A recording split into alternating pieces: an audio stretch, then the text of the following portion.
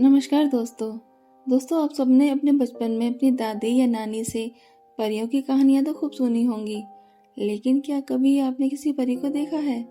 आपका जवाब होगा नहीं। हाँ दोस्तों, मैंने भी कभी किसी परी को नहीं देखा, लेकिन हमारी कहानी के जो नायक हैं व्योम, उन्होंने परी को देखा, उससे बातें भी की और उन्हें परी से प्यार भी हुआ। अब ये प्यार आगे चल के क्या रंग लाता है, ये जानने के लिए आपको मेरे साथ चलना पड़ेगा कहानी जल परी सुनने के लिए। तो आइए चलते हैं। मैं अक्सर समुद्र के किनारे जाकर बैठ जाता था। वहां पर मैं समुद्र की लहरों को बहुत ध्यान से देखता था। समुद्र की गिरती और उठती हुई लहरें मेरे मन को बहुत ही आनंदित करती थीं। मैं घंटों समुद्र के किनारे बैठकर उसकी लहरों को देखता रहता था। ऐसे ही एक बार मैं समुद्र के किनारे बैठा था। वहां पर मैं समुद्र की लहरों को देखने में इतना खो गया कि मुझे होश ही ना रहा कि कब रात हो गई। मेरे आसपास से सब लोग जा चुके थे, सिर्फ मैं ही अकेला बचा था वहां पर। तभी अचानक से बिजली चमकी और मेरी नजर समुद्र के किनारे बैठी एक युवती पर पड़ी, जो कि मुझसे कुछ ही दूरी पर बैठी थी। वो युवती बहुत ही सुंदर थी। उसकी सुंदरता बहुत ही अलौकिक और आकर्षक थी।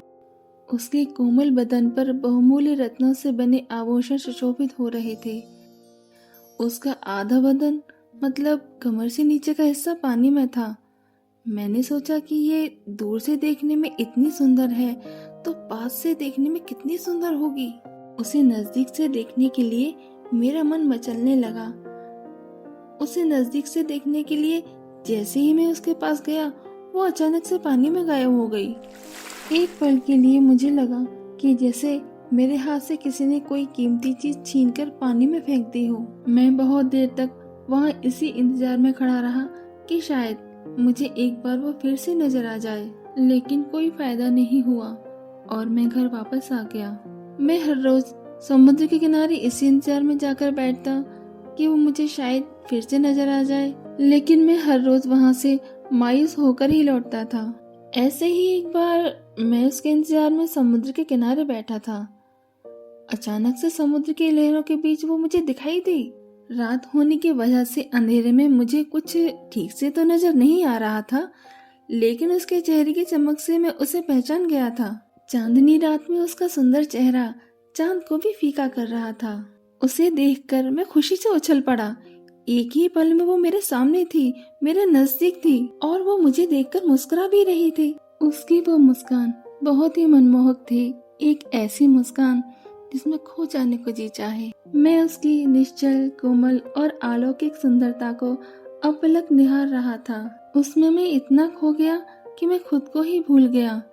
मुझे खुद पर यकीन नहीं हो रहा था, जिसकी एक झलक पाने के लिए मैं कब से बड़ी बेसब्री से इंतजार कर रहा था, वो आज मेरे इतने नजदीक है। उसने धीरे से अपना कोमल हाथ मेरे हाथ पर रखा। उसका स्पर्श पाकर मुझे बहुत ही सुखद अनुभूति हुई। वो अपनी बड़ी बड़ी झील जैसी आंखों से मुझे देख रही थी। फिर उसने मुझे पुकारा। वो बोली, सुनो, तुम्हारा नाम क्या है? उसकी वो आवाज इतनी मीठी थी, ऐसा लग रहा था जैसे कि मेरे कानों में वो रस घोल रही हो। उसने मुझसे दोबारा पूछा, बोलो ना, कौन हो तुम? क्या नाम है तुम्हारा? मैंने उसे बोला कि ये सब तो मुझे पूछना है तुमसे।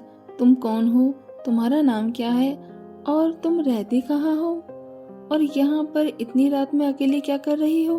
और हाँ, एक सवाल और, तुम उस दिन पानी में कहाँ गायब हो गई थी? मेरी बातें सुनकर वो जोर जोर से हंसने लगी। हंसते वक्त उसके मुंह में दांत ऐसे दिखाई दे रहे थे जैसे किसी ने बहुत ही सुंदर सुंदर छोटे छोटे मोती की लड़ियां करीने से सजा कर रख दी हों।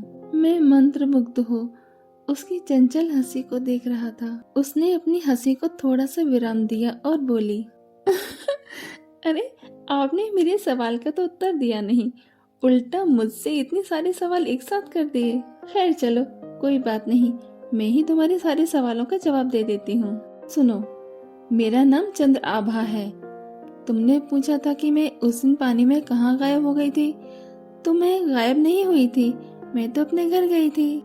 घर?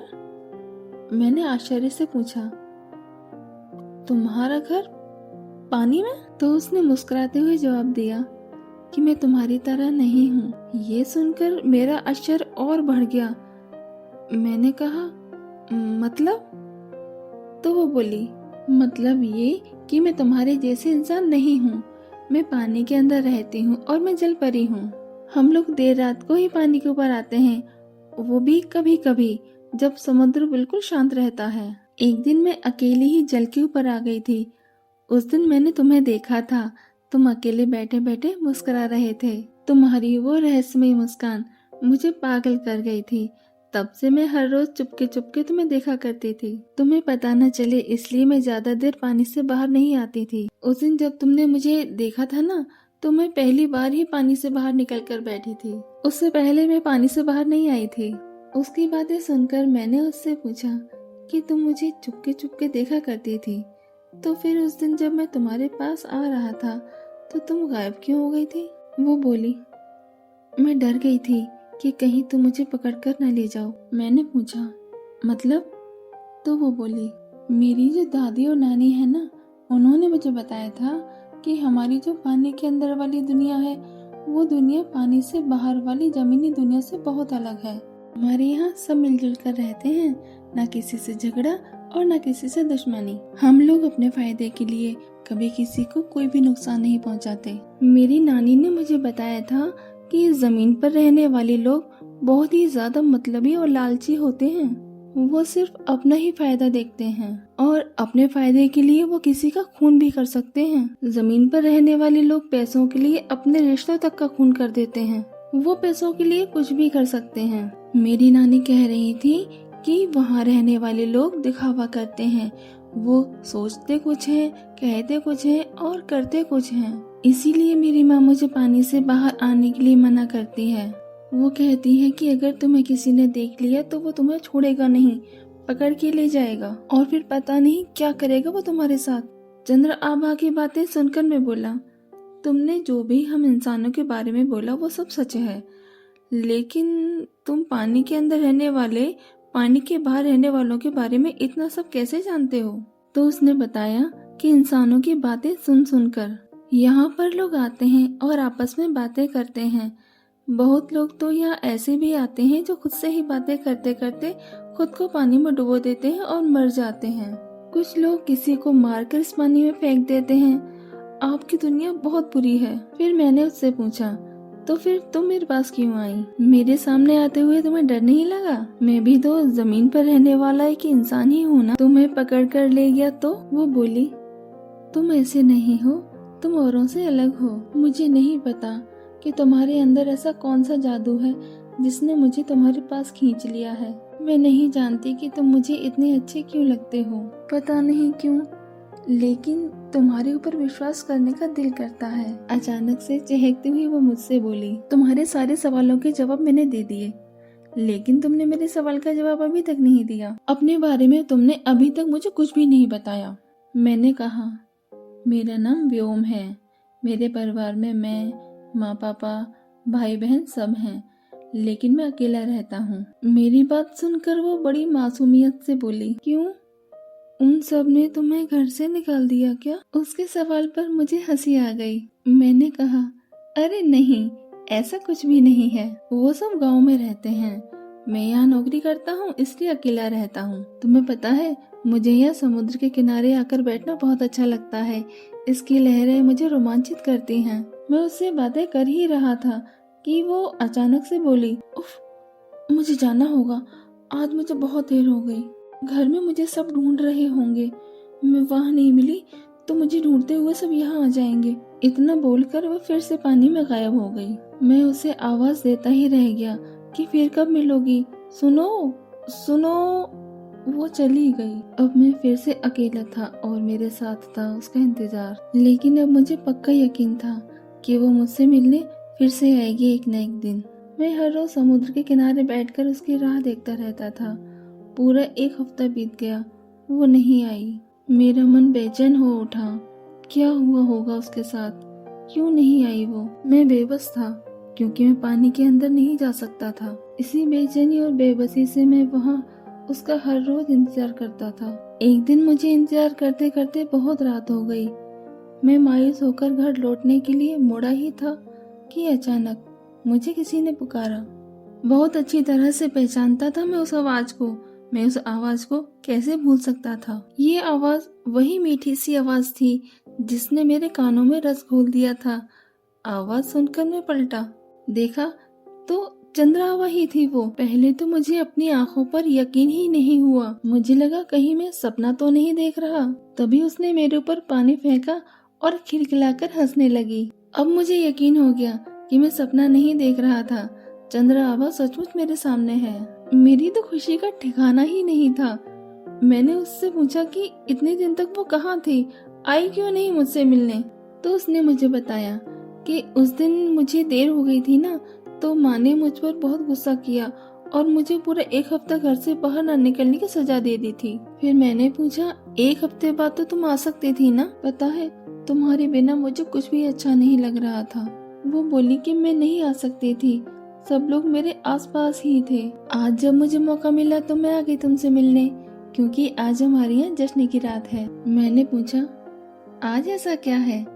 तो वो बोली कि आज पूर्णिमा है और हर पूर्णिमा को हमारे यहाँ जश्न होता है। मैंने कहा, कोई खास वजह? तो उसने बताया कि हर पूर्णिमा को समुद्र में परियों का स्वयंवर होता है और इसमें नाच गाना मौज मस्ती सब होता है और ये सारी रात चलता है, इसलिए आज की रात मैं तुम्हारे साथ बिता सकती हूँ। उसने मेरा हाथ पकड़ा और मुझे अपने पास बैठा लिया। मैंने उससे पूछा कि तुम हमेशा आधी पानी में क्यों रहती हो, तुम पूरी तरह से बाहर निकलो ना। तो उसने अपने पैर पानी से बाहर निकालकर मुझे दिखाए। उसके पैर हम इंसानों से बिल्कुल अलग थे। उसके पैर सिर्फ एक पतली झिल्ली की तरह थे।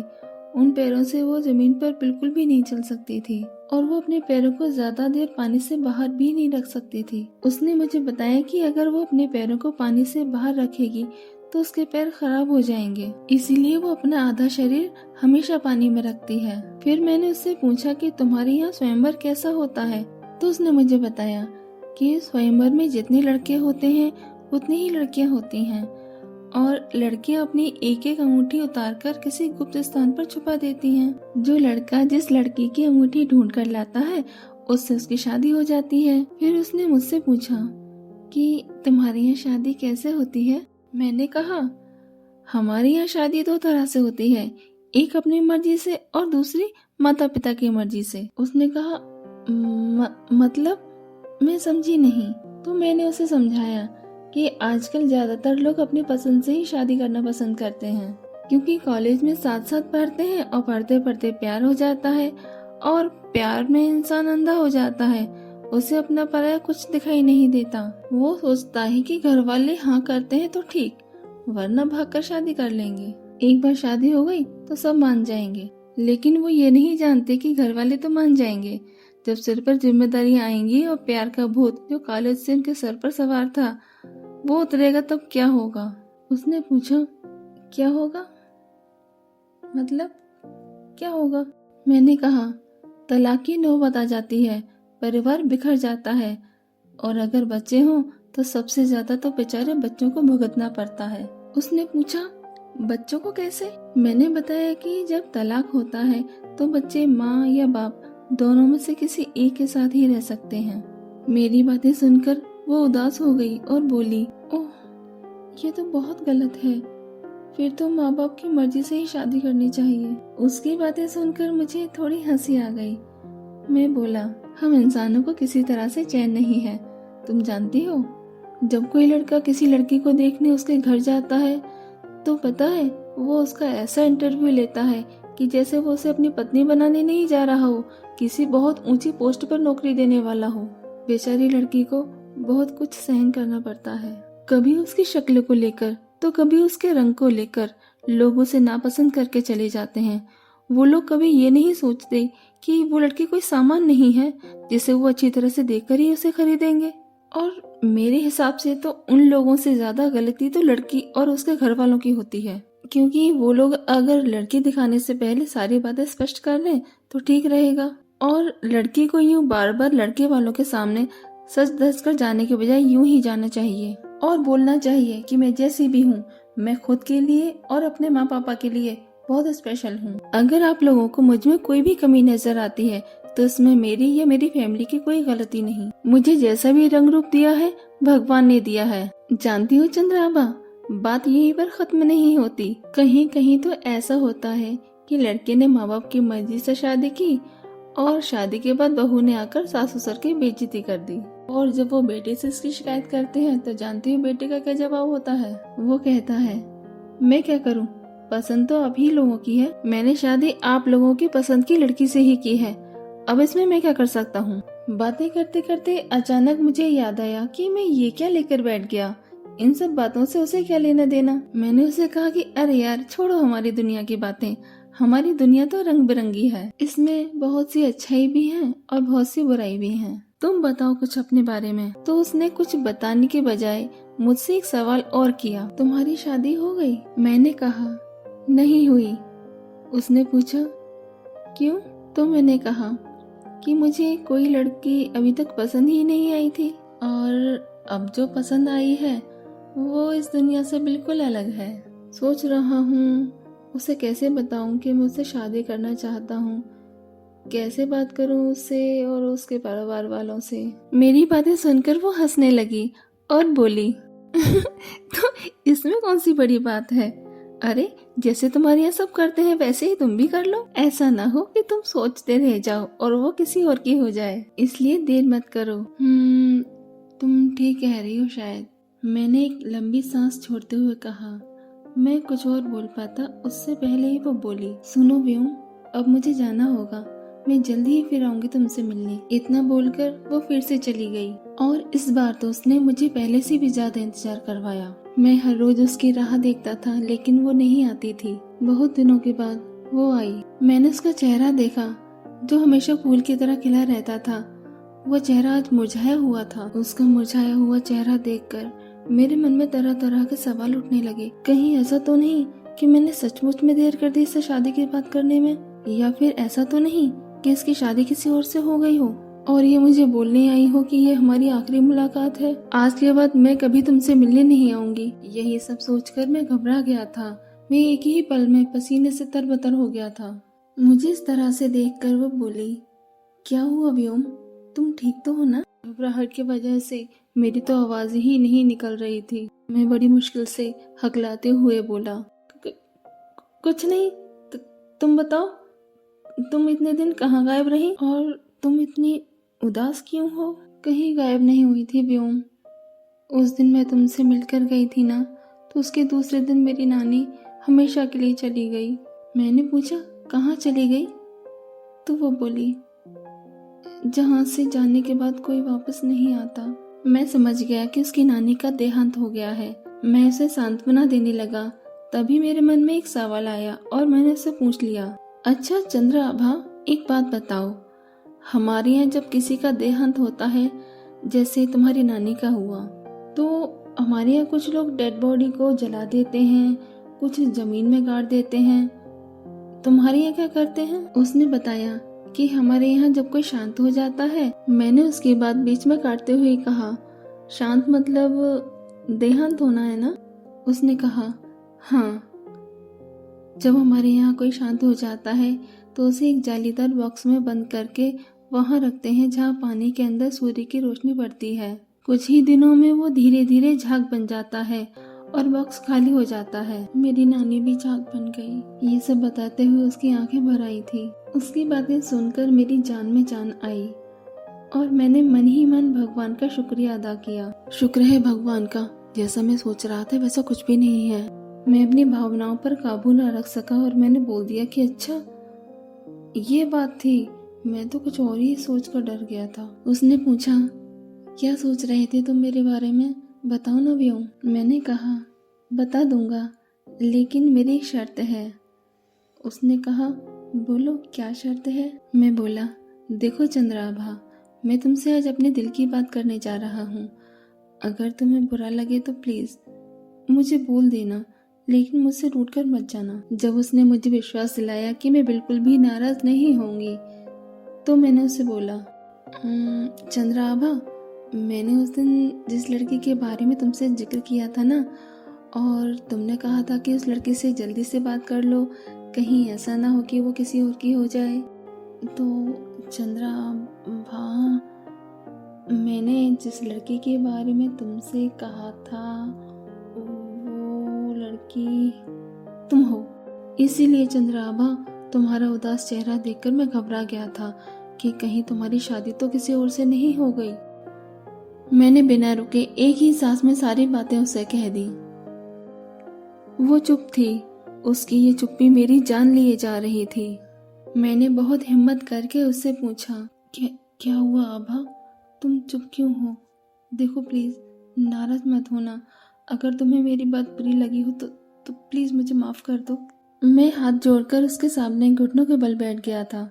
मुझे देखकर वो खिलखिलाकर हंसने लगी और मेरे सिर पर हाथ मारकर बोली अरे बुद्धू, मैं नाराज क्यों होने लगी? मैं भी तो यही चाहती थी। उसने शर्माते हुए कहा। तुम्हें खुश होकर बोला, इसका मतलब तुम नाराज नहीं हो? नहीं, मैं बिल्कुल भी नाराज नहीं हूँ, वो मुस्कुराते हुए बोली। मैंने उसके दोनों हाथों को अपने हाथों में लेकर पूछा, तो क्या तुम मुझसे शादी करोगी? मेरे सवाल पर उसने शर्माकर अपनी गर्दन झुका ली। मैंने पूछा, तुम्हारी इस अदा को मैं हाँ समझूं? तो उसने धीरे से अपनी गर्दन हाँ में हिला दी।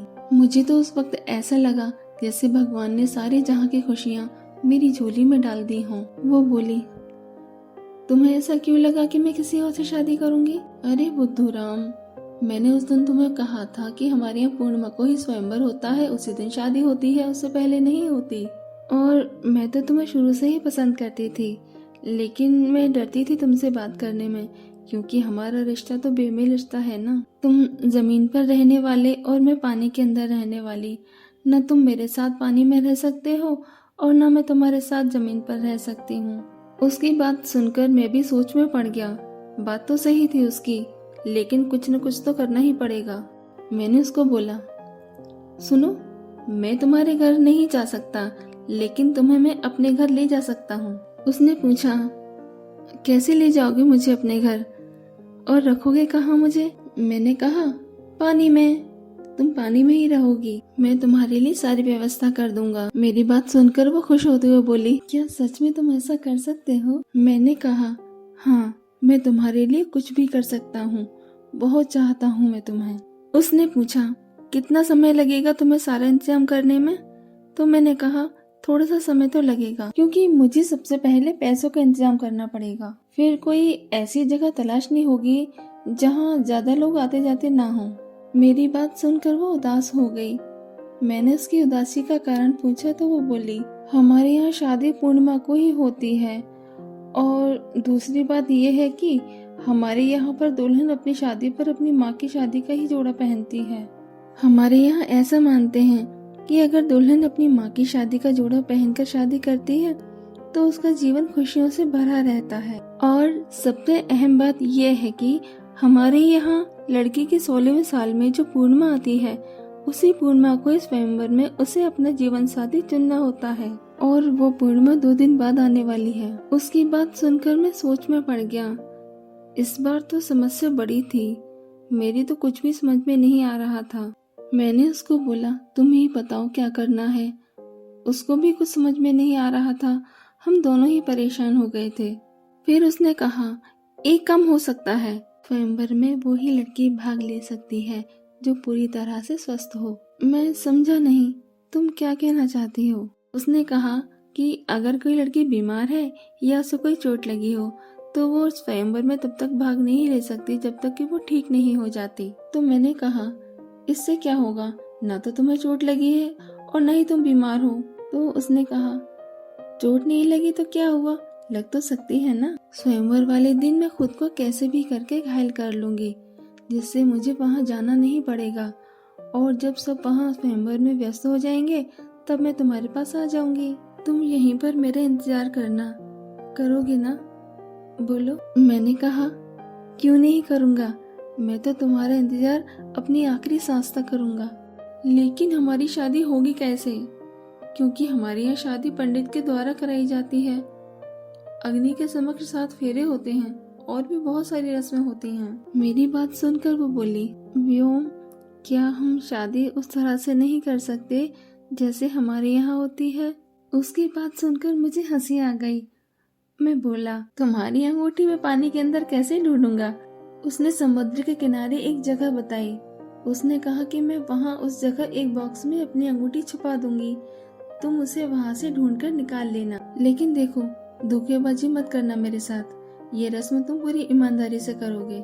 मैंने आश्चर्यचकित होते हुए पूछा, धोखेबाजी? कैसी धोखेबाजी? उसने कहा, जब मैं अपनी अंगूठी छुपाऊं तो तुम अपनी आंखें बंद करे रखना, देखना मत। मैंने कहा, ठीक है, मैं ऐसा ही करूंगा। आज तो मैं बहुत खुश था, इतना खुश कि मेरा सारे रोमांटिक गाने गाने का मन हो रहा था। आज मैं इतना खुश था, मुझे ऐसा लग रहा था कि सारी दुनिया को चीख चीख कर बता दूं कि आज मुझे क्या मिल गया है। हम दोनों ने एक दूसरे से विदा ली, ये कहते हुए कि अब हम पूर्णमासी को ही मिलेंगे पूरी तैयारी के साथ। वो अपने घर चली गई थी और मैं अपने घर आ गया था। मुझे सारी रात नींद नहीं आई, मैं उसके बारे में ही सोचता रहा। अचानक मुझे उसकी कही हुई बात याद आ गई, जो उसने मुझे बोला था कि मैं खुद को घायल कर लूंगी। मुझे खुद से घिन आने लगी। मैंने उसे हाँ क्यों बोला मैंने उसे हाँ इस काम के लिए। मैं सोचने लगा, क्या फर्क है मुझ में और दुनिया के इन लोगों में।